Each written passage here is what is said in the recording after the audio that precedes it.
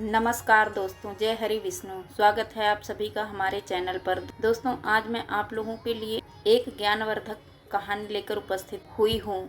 आशा है आप लोगों को पसंद आए। दोस्तों, कहानी का शीर्षक है बुराई में अच्छाई।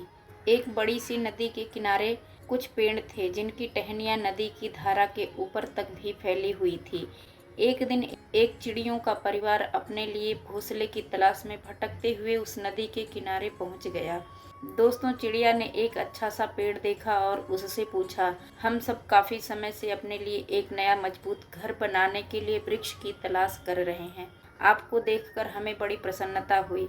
आपकी मजबूत शाखाओं पर हम एक अच्छा सा घोंसला बनाना चाहते हैं ताकि बरसात शुरू होने से पहले हम खुद को सुरक्षित रख सकें। क्या आप हमें इसकी अनुमति देंगे?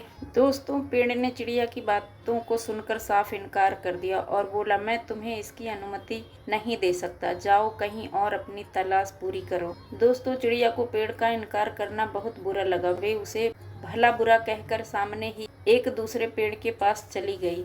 उस पेड़ से भी उन्होंने घोंसला बनाने की अनुमति मांगी। दोस्तों, दूसरा पेड़ आसानी से तैयार हो गया और उन्हें खुशी खुशी वहां रहने की अनुमति दे दी। चिड़िया ने उस पेड़ की खूब प्रशंसा की और अपना घोंसला बनाकर वहां रहने लगी। समय बीता, बरसात का मौसम शुरू हो गया। इस बार की बारिश भयानक थी। नदियों में बाढ़ आ गई। नदी अपने तेज प्रवाह से मिट्टी काटने लगी। काटते काटते चौड़ी हो गई और एक दिन तो इतनी बारिश हुई कि नदी में बाढ़ आ गई।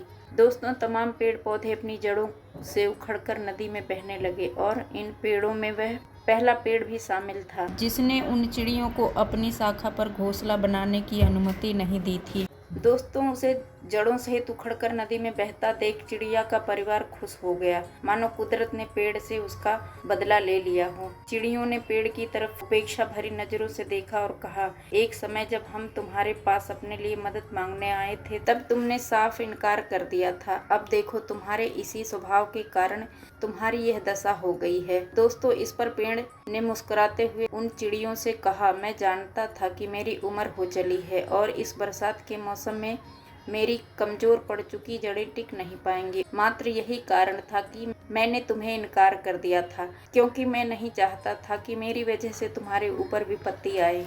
फिर भी तुम्हारा दिल दुखाने के लिए मुझे क्षमा करना। और ऐसा कहते कहते पेड़ पानी में बह गया। चिड़िया अब तो अपने व्यवहार पर पछताने के अलावा कुछ भी नहीं कर सकती थी।